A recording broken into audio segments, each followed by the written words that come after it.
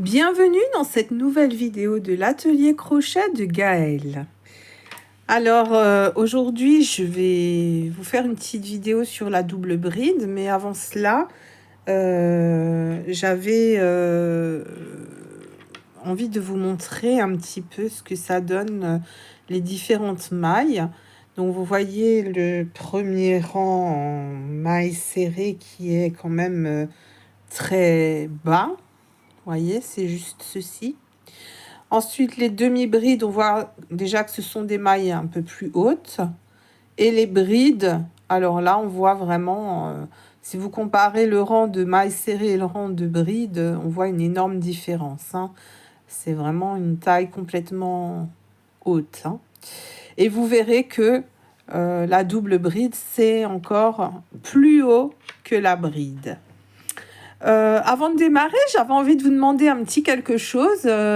Voilà, je trouverais ça amusant de savoir un petit peu d'où vous me regardez, de quelle région ou pays. Voilà, moi, je suis en Alsace et puis ça m'intéresserait de savoir dans quel coin on me regarde.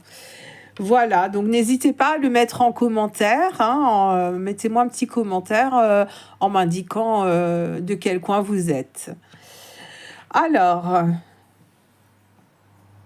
pour la double bride, alors vous aviez vu que pour la demi-bride, on faisait 2 mailles en l'air, en maille de substitution.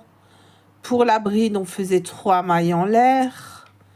Et vous avez aussi vu que c'était pas la méthode que je préférais.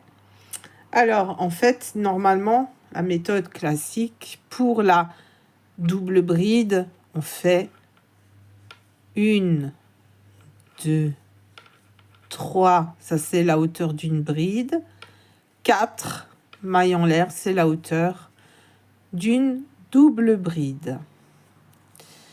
Alors évidemment, si vous utilisez cette méthode, je vous rappelle que il est important, pour ne pas se tromper, d'utiliser un marqueur de maille et de mettre un repère sur la dernière maille en l'air qu'on a faite, la 4e. Voilà.